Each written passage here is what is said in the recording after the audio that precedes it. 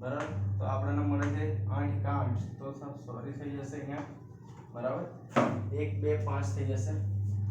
ચલો આ થઈ ગયું 2 0 16, બરાબર. પછી આવી ગયો 4 અને 5. ઓકે, બરાબર.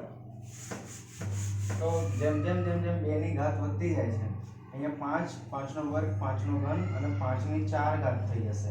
તો ખરી આપણે કે એવું જ મળે છે કે અલગ મળે છે? તો અહીંયા 1 અહીંયા 16, ચલો 0 અહીંયા 0, હજી પણ ભાગ નહીં ચાલે એટલે અહીંયા મૂકીશું પોઈન્ટ અહીંયા 0 આવશે. ચલો તો 16 પંચા 80 ને 16 96, બરાબર. કેટલા? 4. પછી આવશે 0 0, 16 દુ 32, કેટલા થઈ ગયા? 32, 8 0 અને 16 પંચા 80. અહીંયા આપણને કેટલા મળ્યા? 0.0625. આપણે 0.125 નથી બોલી શકતા, હે 125 તો આ 100 નો અંક થઈ જાય. જ્યારે આપણે 125 બોલીએ ત્યારે આ 100 નો અંક થઈ જાય. આપણે આની સ્થાન કિંમત 100 થઈ જાય, બરાબર. પણ અહીંયા આની સ્થાન કિંમત 100 નથી, આ દશાંશ પછીના અંકો છે. એટલે હંમેશા દશાંશ પછીના અંકો, જેમ કે 0.125 બોલાય તો 0.25 બોલાય, અહીંયા 0.0625 બોલાય. આપણે ક્યારેય એવું ના બોલી શકીએ કે 0.25 કે 0.125 એવું બોલી શકાય નહીં. ખ્યાલ આવે? ચલો તો આપણે અહીંયા જુઓ કે અહીંયા આપણે જોયા કે આ જે છે 1/2 ની 1 ઘાત છે, 2 ની 2 ઘાત છે, 2 ની 3 ઘાત છે, 2 ની 4 ઘાત છે, હે. તો જ્યારે આવી રીતે કે 2 ની n ઘાત વાળા પદો હોય તો આપણને દશાંશ કેવો મળે છે? કેવો પડે છે? શાંત મળે છે. કેવો મળે છે? શાંત મળે છે. એવી જ રીતે આપણે ફરી જોઈએ કે 1/5 1/25 1/125 આવી રીતે કોઈ સંખ્યાઓ લઈએ તો 1/5 છે એટલે 0.2 મળશે. શું મળશે? 0.2. આ તમને મળશે 0.04. કરીએ 1 છે અહીંયા 25 છે, ભાગ નહીં ચાલે એટલે 0 0, અહીંયા 0 આવશે, અહીંયા 0, તો થઈ ગયા 25 ચોક 100. એટલે આપણને કેટલા મળ્યા? 0.04 મળ્યા, બરાબર. એવી રીતે અહીંયા કરીએ 1/125, બરાબર. આ રીતે કરીએ તો શું થઈ જશે? 1 છે, ભાગ નહીં ચાલે એટલે 0 0, પછી 0.0 0, હજી પણ નહીં ચાલે એટલે 0 0. હવે કરીશું 25 8 1000, બરાબર. એટલે આપણને અહીંયા મળશે 0.008.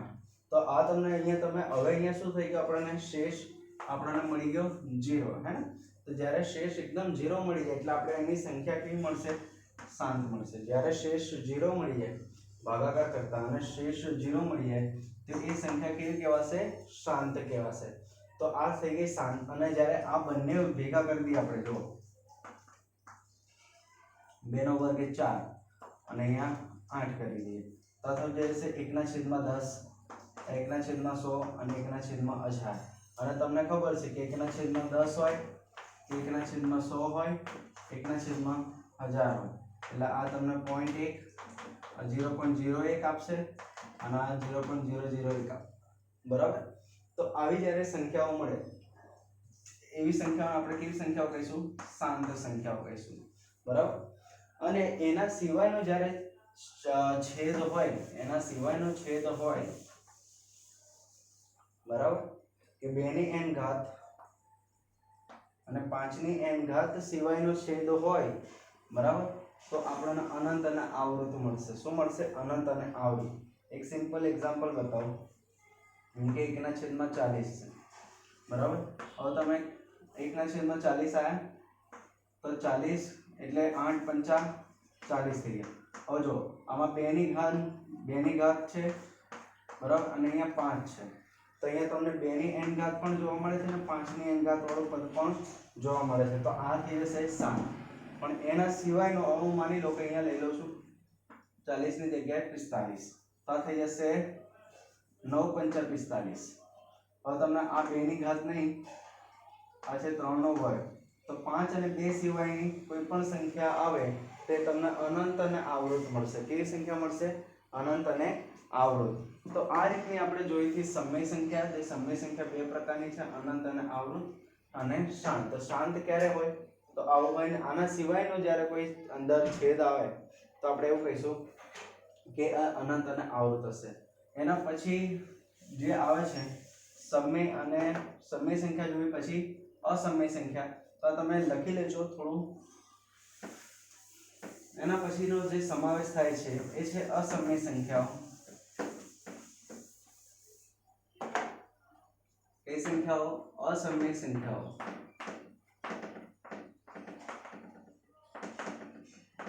અસમય સંખ્યા એટલે કેવી સંખ્યાઓ? જે અનંત અને અનાવૃત હોય. કેવી હોય? અનંત અને અનાવૃત. બરાબર. પેલી અનંત અને આવૃત હતી. આવૃત એટલે શું? જેમ કે હું અહીંયા લખું કે 0.3333 આવું અનંત સુધી શું રહે છે? રિપીટેડ રહે છે. એટલે આપણે અહીંયા લખીશું ઉપર 12. તો આવી જે સંખ્યાઓ હોય એને અનંત અને આવૃત કહેવાય. પણ અમુક સંખ્યા એવી છે કે જે પોઈન્ટ પછી શું છે?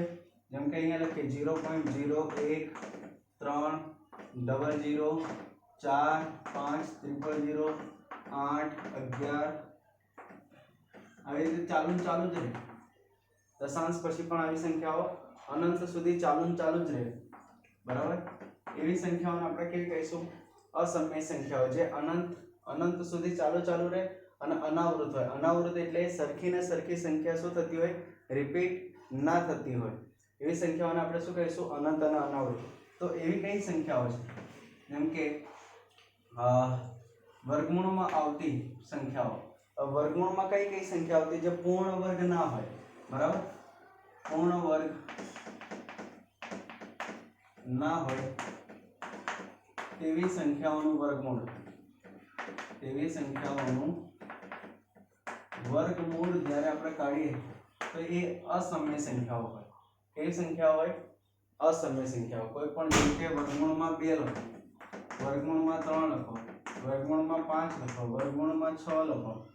તો આવી જે સંખ્યાઓ છે જે પૂર્ણ વર્ગ નથી. બરાબર. જેમ કે વર્ગમૂળમાં 27 પૂર્ણ વર્ગ નથી. તો આવી જે સંખ્યાઓ જે છે એને આપણે કઈ સંખ્યાઓ કહીશું? અસમય સંખ્યાઓ. બરાબર. અને બીજી અમુક અસમય સંખ્યાઓનું ઉદાહરણ આપણે આપી શકીએ છીએ પાઈ. બરાબર. શું છે? પાઈ. બરાબર. તો પાઈ કેવી સંખ્યા છે કે જે અસમય સંખ્યા છે. ઘણા લોકોને આવો સવાલ થતો હોય કે પાઈ -22/7 કરીએ તો જવાબ શું આવે? તો ઘણા લોકો એવું કહેતા હોય છે કે 0 આવે. શું આવે? 0 આવે. તો 0 ના આવે. બરાબર. કારણ કે આ જે છે સમય સંખ્યા છે અને આ અસમય સંખ્યા છે. આ કેવી છે? અસમય સંખ્યા છે અને આ સમય સંખ્યા છે. તો અસમય સંખ્યા સાથે કોઈ પણ સમય સંખ્યાનો સરવાળો કે બાદબાકી કરો તો એ હંમેશા તમને અસમય સંખ્યા આપે. બરાબર. અસમય સંખ્યા સાથે અહીંયા અસમય સંખ્યા છે. બરાબર. અને અહીંયા સમય સંખ્યા છે. એની સાથે તમે સરવાળો કરો કે બાદબાકી કરો એ તમને શું મળશે? અસમય સંખ્યા જ આપશે. બરાબર. શું આપશે? અસમય સંખ્યા જ આપશે. તો આ જે આપણે બેઝિક બાબત હતી જે 9મા ધોરણમાં આપણે બહુ જ સારી રીતે ડિટેલમાં શીખી ગયા હતા. તો એ જ બધી બાબતો હતી અને ફરી આપણે અસમય સંખ્યા વિશે ડિટેલમાં આપણે અહીંયા ભણવાનું છે. બરાબર. ચલો તો આ લખી લેજો વ્યવસ્થિત કે અસમય સંખ્યાઓ કોને કહેવાય. ઓકે. ચલો બીજી અહીંયા અગત્યની વાત જોઈએ એ છે યુક્લિડની ભાગવિધિ. હવે ચેપ્ટર આપણું શરૂઆત થઈ. મેં અસમય સંખ્યાઓ સુધી હજી રાખ્યું છે. વાસ્તવિક સંખ્યાઓ ચલો કહી જ દઉં. વાસ્તવિક સંખ્યાઓ એટલે શું? કે જે અસમય સંખ્યા અને સમય સંખ્યા નો સમાવેશ કરતો હોય. શું કરતું હોય? સમાવેશ કરતો સંખ્યાઓનો વાસ્તવિક સંખ્યા કહેવાય.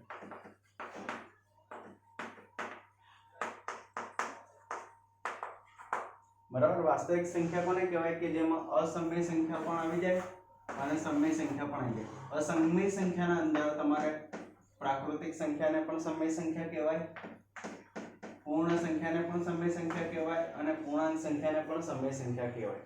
બરાબર. તો જેમ કે પ્રાકૃતિક સંખ્યા, પૂર્ણાંક સંખ્યા, પૂર્ણ સંખ્યા, પૂર્ણાંક સંખ્યા એ બધી શેમાં આવી ગઈ? સમય સંખ્યામાં આવી ગઈ.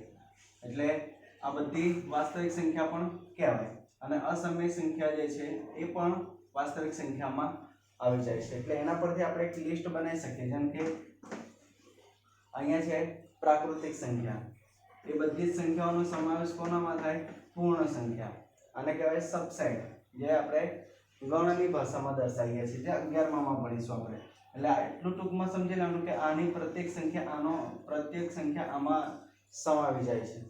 બરાબર. એવી જ રીતે આ બધી સંખ્યાઓ આમાં સમાવી જશે ઝેડમાં, અને ઝેડની બધી જ સંખ્યાઓ શેમાં સમાવી શકે છે?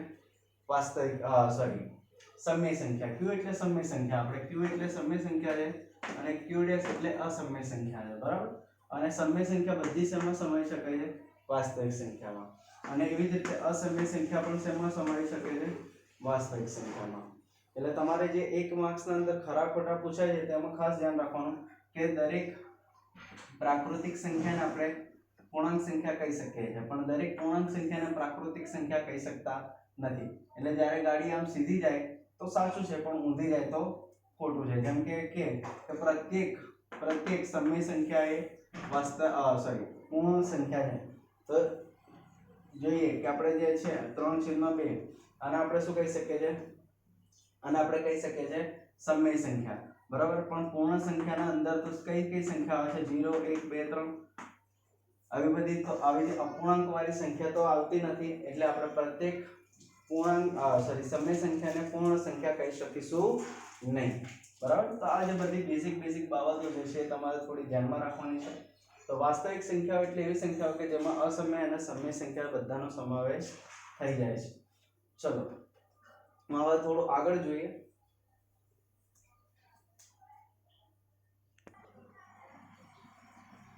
હવે આપણે જોવાનું છે યુક્લિડની ભાગવિધિ. બરાબર.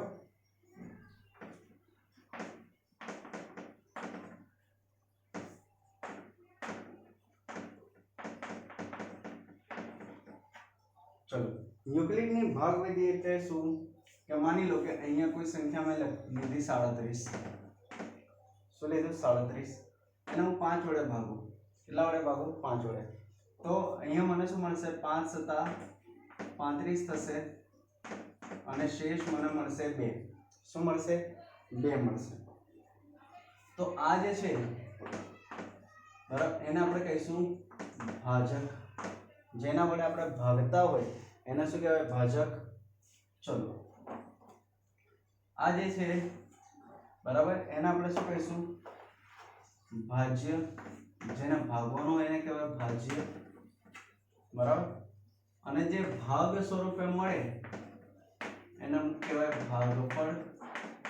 અને જે ભાગ્યા પછી પણ છેલ્લે વધી રહે એને કહેવાય શેષ. શું કહેવાય?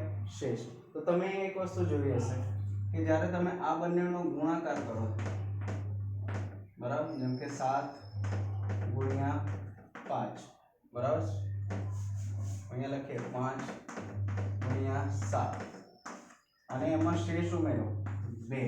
તો 5 + 35, 35 + 2 કેટલા થઈ ગયા? 37. તો તમને શું મળે છે? 37 મળે છે. શું મળે છે? 37.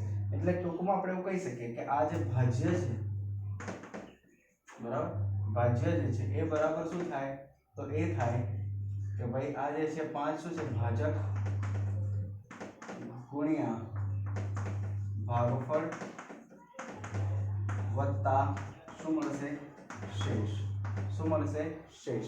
માની લઈએ કે ભાજ્ય આપણો a છે. બરાબર. ભાજ્ય શું છે? a છે. ભાજક આપણે અહીંયા લઈ લઈએ કે આ a છે, ભાજક b છે, જે ભાગફળ જે છે q છે અને શેષ જે છે એને r લઈ લઈએ. તો શું થાય? તો ભાજક b છે. બરાબર. ભાગફળ શું છે? q છે અને શેષ શું છે? r. તો આ જે વિધિ આપી જેણે, બરાબર, એ હતા યુક્લિડ ભાઈ. બરાબર. કોણ હતા? યુક્લિડ. એટલે આને શું કહેવામાં આવે છે? યુક્લિડની ભાગવિધિ. કારણ કે આ સૂત્ર જે આપ્યું આપણને એ યુક્લિડ આપે એટલે એને યુક્લિડની ભાગવિધિ કહેવામાં આવે છે. હવે અહીંયા જોઈએ કે તમે જુઓ કે 5 વડે આપણે કોઈ પણ સંખ્યાને ભાગીએ તો એનો જે શેષ જે છે, આ શેષ જે છે એ કાં તો શૂન્ય મળે, બરાબર, કાં તો શૂન્ય મળે, કાં તો 5 કરતા શું મળશે, નાનો મળશે, બરાબર. શું મળે? શૂન્ય, કાં તો શૂન્ય કરતા મોટો હોઈ શકે, પરંતુ 5 કરતા નાનો હોઈ શકે. શું હોઈ શકે? 5 કરતા નાનો હશે. જે શેષ મળ્યો આપણે 5 વડે ભાગીએ તો, બરાબર. તો આ રીતનું તો એક ઉદાહરણ જોઈએ, જેમ કે અહીંયા હું લઉં 36, 37, 38, 39, 40, બરાબર. હું આને 5 વડે ભાગું છું, બરાબર. તો આ થઈ જશે 5 સતા 35, તો શેષ 1 મળ્યો. અહીંયા કરીશું તો શું થઈ જશે? 5 સતા 35 થશે, તો કેટલા મળશે? 2. અહીંયા 5 સતા 35 તો કેટલા મળશે? 3. અહીંયા 5 સતા 35 તો કેટલા મળ્યા? 4, બરાબર. અને 5 સતા આ શું થઈ જશે? 5 અઠા 40, તો શેષ શું મળ્યો? 0. તો તમે અહીંયા જો 5 વડે ભાગીએ છે તો શેષ આપણને શું મળે છે? કાં તો 0, 1, 2, 3 અને 4. તો આમાંથી જ્યારે કોઈ પણ સંખ્યાને તમે જો 5 વડે ભાગો તો કાં તો તમને શું મળશે? એનો શેષ જે હશે 0, 1, 2, 3 કે 4 મળશે, બરાબર. તો અહીંયા આપણે અમુક બાબત જોઈ લઈએ, જેથી તમને ખ્યાલ આવી જાય કે હું શું કહેવા માંગુ છું. અહીંયા લખીએ, જો ભાજક લખીએ અને અહીંયા લખીએ શેષ, બરાબર. જો કોઈ પણ સંખ્યાને તમે 1 વડે ભાગો તો શેષ તમને હંમેશા 0 મળે. શું મળે? 0. જો કોઈ પણ સંખ્યાને તમે 2 વડે ભાગો તો શેષ તમને શું મળશે? 0 અને 1 જ મળશે. શું મળશે? 0 અને 1. કોઈ પણ સંખ્યાને જો તમે 3 વડે ભાગો તો તમને શેષ શું મળશે? 0, 1 અને 2, બરાબર. આ મળી શકે. જો કોઈ પણ સંખ્યાને તમે 4 વડે ભાગો તો તમને શેષ શું મળી શકે? 0, 1, 2 અને 3 મળી શકે. આવી જ રીતે તમે કરતા જાઓ તો કોઈ પણ સંખ્યાને તમે જો 7 વડે ભાગો તો તમને એનો શેષ શું મળે? 0 મળે, 1, 2, 3 અને ક્યાં સુધી મળશે? 6 સુધી, બરાબર. તો આ હતી જે હતી યુક્લિડની ભાગ પ્રવિધિ. હવે આ યુક્લિડની ભાગ પ્રવિધિનું કરવાનો મતલબ શું, બરાબર? તો આ જ યુક્લિડની ભાગ વિધિથી આપણે શોધવાનું છે ગુસાઅ અને લસાઅ. આ ચેપ્ટરમાં યુક્લિડની ભાગ વિધિનો ઉપયોગ શું છે? તો એની મદદથી આપણે ગુસાઅ એટલે એને કહેવાય ગુરુત્તમ સામાન્ય અવયવ. શું કહેવાય? ગુરુત્તમ સામાન્ય અવયવ. અને લસાઅ ને શું કહેવાય? લઘુત્તમ સામાન્ય અવયવી, બરાબર. ચલો, તો આને ગુરુત્તમ સામાન્ય અવયવ અને લઘુત્તમ સામાન્ય અવયવી, બરાબર. તો અહીંયા ખાસ ધ્યાન રાખવાનું, અહીંયા અવયવ છે ને અહીંયા અવયવી છે. હવે આમાં તમને હું સમજાવું કે આ કેવી રીતે આપણે આને ફીલ કરી શકીએ કે ભાઈ ગુરુત્તમ સામાન્ય અવયવ એટલે શું ને લઘુત્તમ સામાન્ય અવયવી એટલે શું. તેના પહેલા તમે આ થોડું વ્યવસ્થિત એને ઉતારી દો.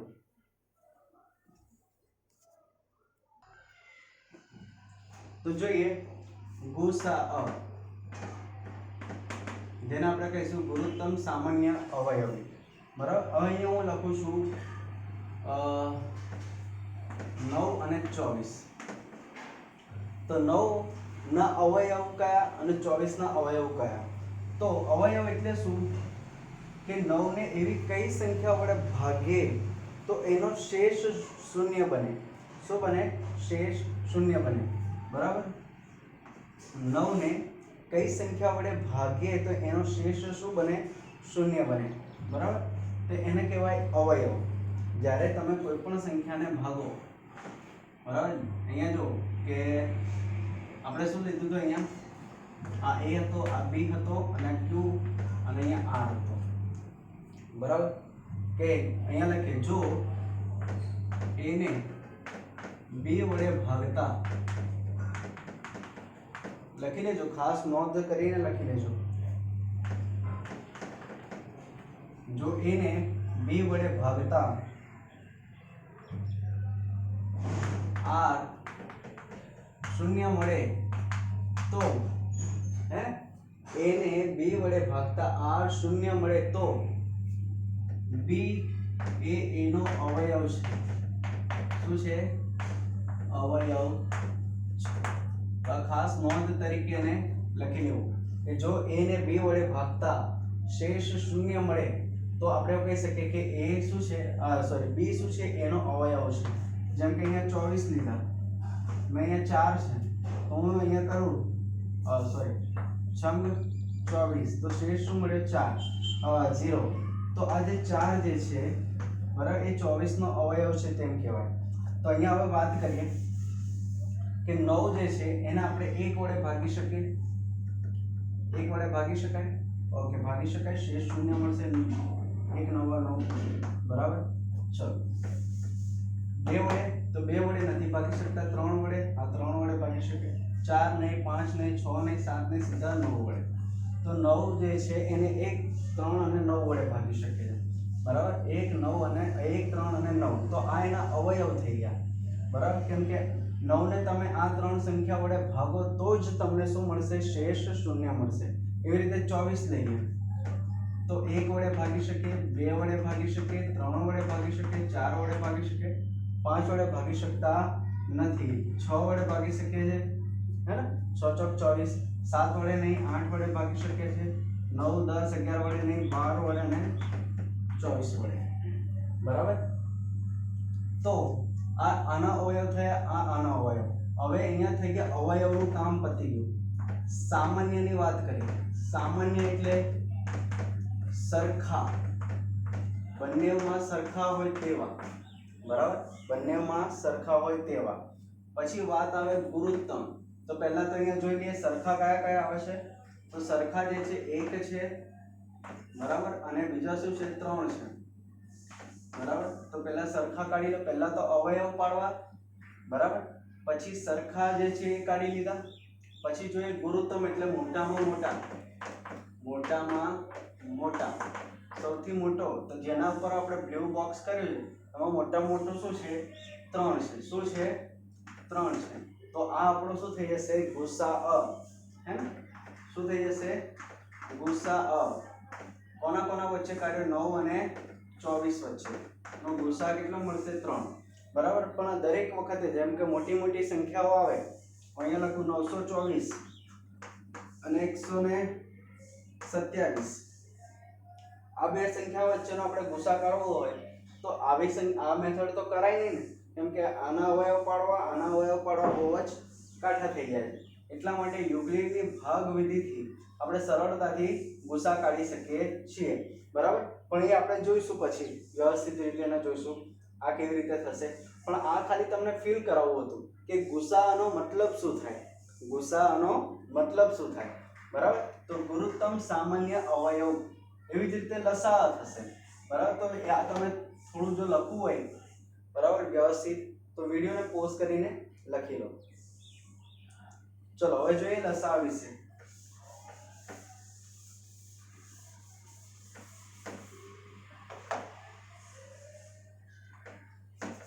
લસા લઈએ 6 અને 9 વચ્ચેનો. ચલો લસાઅ. બરાબર. હવે આનો મતલબ થાય છે અવયવી. આનો મતલબ શું થાય? અવયવી. ચલો શું થશે? અવયવી. તો હવે 6 અવયવી એટલે શું થાય? આપણે કહેવાય ગુણન. શું કહેવાય? ગુણન. ગુણન એટલે તો ઘડિયો. શું યાદ રાખીશું આપણે? ઘડિયો. બરાબર. જેમ કે 6 નો ઘડિયો અને 9 નો ઘડિયો. તો 6 નો ઘડિયો આપણે લખીએ તો 6 એકા 6, 6 દુ 12, 6 તારી 18, 6 ચોક 24, 6 પંચા 30, 6 36, 42, 48, 54, 60. આ ચાલુ જ રહેશે. બરાબર.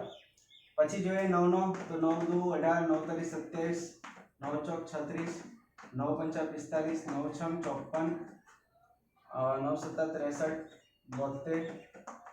ચાલુ રહેશે. બરાબર. તો આપણે અહીંયા જોઈ લઈએ તો અવયવી તો પાડી લીધા. હવે છે સામાન્ય. સામાન્ય એટલે સરખા. તો સરખા કયા કયા છે? બરાબર, 18 પછી 36 બરાબર, અને 54 આ રીતે. તો આ સરખા છે, સામાન્ય લઈ લીધા. હવે એમાં કીધું છે લ એટલે લઘુત્તમ. લઘુત્તમ એટલે નાનામાં નાનું. નાનામાં નાનું. તો નાનામાં નાનું શું છે? 18. શું છે? 18. તો 6 અને 9 નો જે લસા જે છે આપણને શું મળશે? 18 મળશે. બરાબર, ખ્યાલ આવી ગયો? ઓકે. તો આ હતું લઘુત્તમ સામાન્ય અવયવ અને ગુરુત્તમ સામાન્ય અવયવ. એને કેવી રીતે ફીલ કરવું, બરાબર, કે કેવી રીતે એનો મતલબ એકચ્યુઅલમાં મતલબ શું થાય છે એ સમજાવવાનું હતું. હવે આપણે જે જોઈશું આગળના વિડીયોમાં એ છે યુક્લિડની ભાગવિધિ દ્વારા, બરાબર, કઈ રીતે આપણે લસા અને ગુસા આપણે શોધી શકીએ એ જોઈશું. મળીએ. જય હિન્દ.